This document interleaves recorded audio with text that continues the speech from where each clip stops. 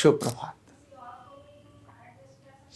भगवान श्री राम का जब हम स्मरण करते हैं और उनके बारे में जब हम ये बात बोलते हैं कि उनके मंदिर का विध्वंस, अयोध्या के मंदिर का विध्वंस भारत के अंदर त्रासदी का कारण बना, तो उसमें एक वैज्ञानिक तथ्य और भी है कि आखिर क्यों ऐसी चीजें हैं जो बनती हैं।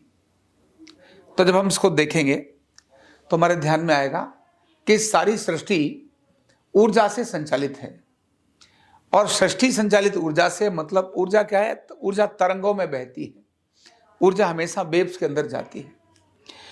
और यह ऊर्जा जब वेव में बहती है, किसी जगह पर ऊर्जा अधिक हो जाती है तो कभी ऊर्जा कम कहीं हो जाती है, तो कभी कहीं जहां कम नहीं होनी चाहिए उस समय कम हो जाती है तो उस समय हानि का कारण होती है, और जहां कम होनी चाहिए उस समय अगर अधिक हो जाती है तो वहां भी हानि का कारण होती है।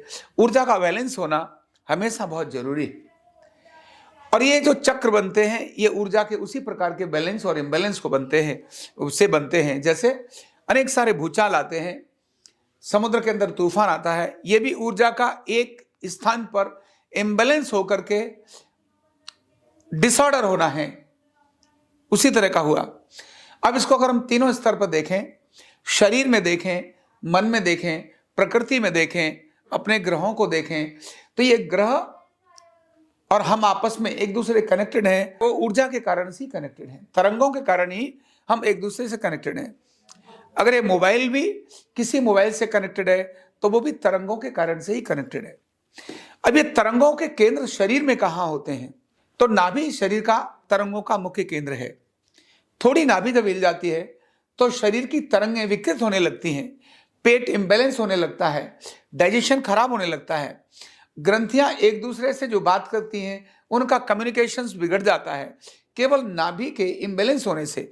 अगर काटकर कुछ देखें तो नाभि नाम की कोई चीज अंदर मिलती नहीं, वह अरोटा है जो अपनी उस जगह पर धड़कन का काम करती है, लेकिन शरीर का केंद्र नाभि है, नाभि से ही सारे शरीर की तरंगें संचालित हैं।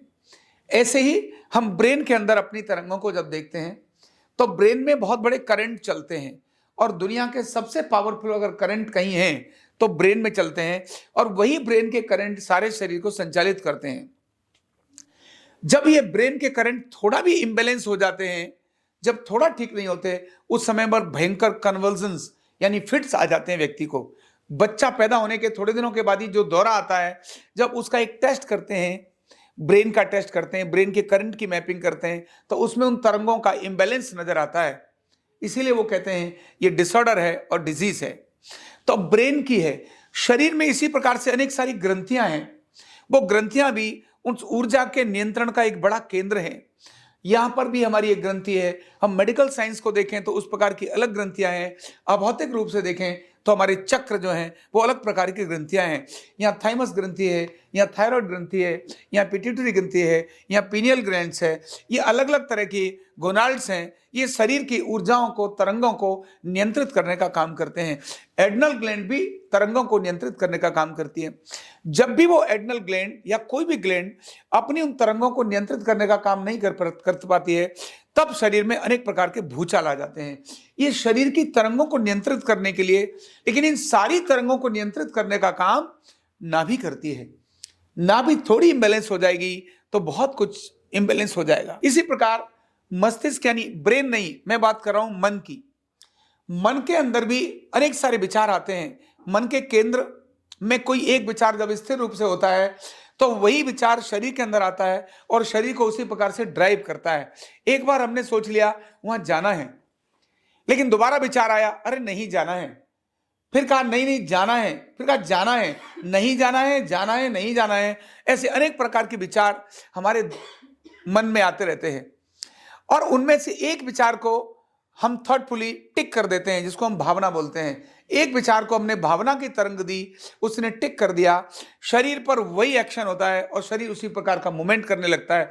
जिस घर से शादी करना चाहते हैं, अभी हमने लास्ट फाइनल हो गया, अब नहीं करनी है तो तोड़ देते हैं, और अगर हम शादी करना चाहते हैं तो सारी पावर्स, सारी अच्छाइयां उस घर की नजर आती हैं, सारी पावर उधर लग जाती है। तो मन के विचार भी तरंगों से ही चलते हैं। सृष्टि के अंदर भी इसी प्रकार की तरंगें हैं। इसी प्रकार ग्रहों की तरंगे हैं, सारे ग्रह अपने प्रभाव हमें तरंगों के माध्यम से भेजते हैं। तो ये जो ग्रह भेजते हैं, सूर्य ग्रह है, चंद्र है, मंगल ग्रह है, बुध है, शनि है, राहु है, केतु है, यानी ये जो सारी प्रकृति है, ये सभी एक दूसरे से तरंगों से कनेक्टेड है और उसके ऊर्जा के केंद्र निश्चित हैं। जब ये ऊर्जा के केंद्र हिलते हैं तब उस समय पर भयंकर भूचाल आता है। भगवान श्री राम का केंद्र अदृश्य दृष्टि से अगर देखें, अयोध्या उसी प्रकार का एक केंद्र है, जिसके कारण जिसका जब वो केंद्र हिला तो सारी सृष्टि हिली। जब वो केंद्र दोबारा से वहां प्राण प्रतिष्ठा होगी, मतलब नाभि अपने स्थान पर आएगी, तो फिर से वही नई सारी तरंगें अपने आप ठीक होना शुरू हो जाएंगी। तो यह तरंगों से संचालित जब सारी सृष्टि है और तरंगों के केंद्र, उन्हीं को हम शक्ति केंद्र बोलते हैं। इसलिए अयोध्या को एक निश्चित प्रकार का नाम देते हैं, तीर्थ क्षेत्र बोलते हैं। ये तीर्थ क्षेत्र भी उसी प्रकार की शक्ति के केंद्र होते हैं। पिछले एक वीडियो में तीर्थ क्षेत्र कैसे बनते हैं इसके बारे में मैंने बताया था। जब ये केंद्र, ऊर्जा के केंद्र, जब तरंगों को नियंत्रित करने का काम करते हैं या तरंगों का संबंध, ग्रहों का, व्यक्ति का संबंध उनके साथ रहता है, कनेक्ट रहते हैं एक दूसरे से, तो इन तरंगों का प्रभाव बहुत बड़ा बनता है। जब ये तरंगें शांत होने लगती हैं तो अपना अलग प्रभाव दिखाती हैं। शरीर में दो प्रकार की तरंगों के बारे में और थोड़ा बताता हूं। जब हम भोजन करते हैं, भोजन के बाद कहते हैं तुरंत स्नान नहीं करना चाहिए। ऐसे ही भोजन के बाद तुरंत थॉटफुल, ज्यादा तगड़े सोचने वाले, टेंशन के काम नहीं करना चाहिए। क्यों? हम नहीं भेजते खाना खाने के बाद ब्लड का फ्लो पेट पर होता है, ये हम नहीं भेजते जाओ पेट पे हो जाओ। वो प्रकृति है जो हम खाना खाते हैं उसके बाद ब्लड का फ्लो, पूरे नर्वस सिस्टम का फ्लो स्टमक पर आता है। इसीलिए हमारे योगियों ने कहा ऐसे में आप वज्रासन करो। वज्रासन करोगे तो लोअर लिम्ब का सर्कुलेशन रुककर पेट पर आएगा, आपका पाचन बढ़िया हो जाएगा। अगर उस समय आप टेंशन करते हैं, तनाव करते हैं, चिंता करते हैं, तो आपका ब्लड का फ्लो और पूरे नर्वस सिस्टम का फ्लो आपके मस्तिष्क पर आ जाएगा, और जब मस्तिष्क पर आ जाएगा तो डाइजेशन कमजोर हो जाएगा।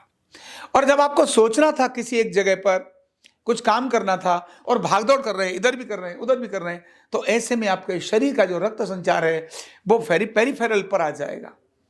इसीलिए नहाने के तुरंत बाद जब शरीर पर पेरिफेरल में सर्कुलेशन आता है, तभी कहते हैं कि भोजन करने से पहले, यानी भोजन करने के बाद स्नान नहीं करना चाहिए। ये सब तरंगे ही हैं। शरीर में सब कुछ तरंगों से चलता है। भोजन यहां से यहां तक तरंगों में जाता है, रक्त एक स्थान से दूसरे स्थान पर तरंगों में जाता है, हार्मोन्स एक स्थान से दूसरे स्थान पर तरंगों से जाते हैं, करंट सारे तरंगों से जाता है। तो सारी सृष्टि में सिर्फ तरंगे ही तरंगे हैं। और इन तरंगों का जो ऊर्जा केंद्र होता है, जो एक ग्लैंड्स होती हैं, जो एक नेवल केंद्र होते हैं, वो उन्हीं में से एक अयोध्या है, उन्हीं में से एक मथुरा है, उन्हीं में से एक काशी है, उन्हीं में से एक अभी जो दक्षिण में भगवान श्री राम ने स्थापित किया रामेश्वरम है, इन्हीं में से एक हमारे चारों जो शंकराचार्य द्वारा स्थापित किए हुए मठ हैं। ये सभी ऊर्जा के केंद्र हैं। जब इनके साथ छेड़छाड़ होती है तो वहां विध्वंस होता ही है। और इसीलिए जब ये पुनः स्थापित हो रहा है तो ऊर्जा फिर से स्थापित हो रही है, ऊर्जा का संचार फिर से सरल हो जाएगा। तो निश्चित ही उस भूचाल का अनुभव तो हम देर तक करेंगे, पर हाँ, कंस्ट्रक्शन के काम बहुत तीव्र गति से हो जाएंगे। मन उस समय अधिक शांत होगा, मन अधिक केंद्रित होगा, मन अधिक एकाग्र होकर काम करेगा।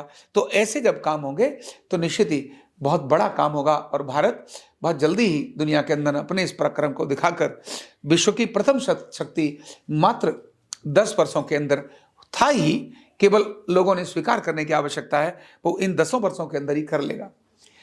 इसके और अन्य मायने क्या हैं, भगवान श्री राम के संबंध में मायने क्या हैं?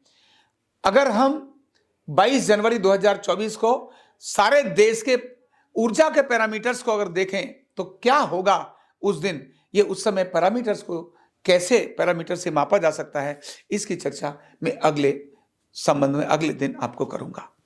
बहुत बहुत धन्यवाद। कंधा दर्द, गर्दन दर्द, कमर दर्द, गैस, एसिडिटी, माइग्रेन बहुत सारे रहते हैं, और अगर घुटनों की बीमारी आ गई तो एक एक कदम पहाड़ जैसे लगने लगता है और जिंदगी बोझ बन जाती है। बीमारी की कोई उम्र नहीं है। आरोग्य पीठ लाया है बिना दवा, बिना साइड इफेक्ट के इतनी भयंकर बीमारियों को रिवर्स करने का जबरदस्त तरीका, वेलनेस न्यूरोथेरेपी। तो देर किस बात की, अभी फोन उठाओ, कॉल करो और अपने रोगों से, अपनी बीमारियों से परमानेंट छुटकारा पाओ।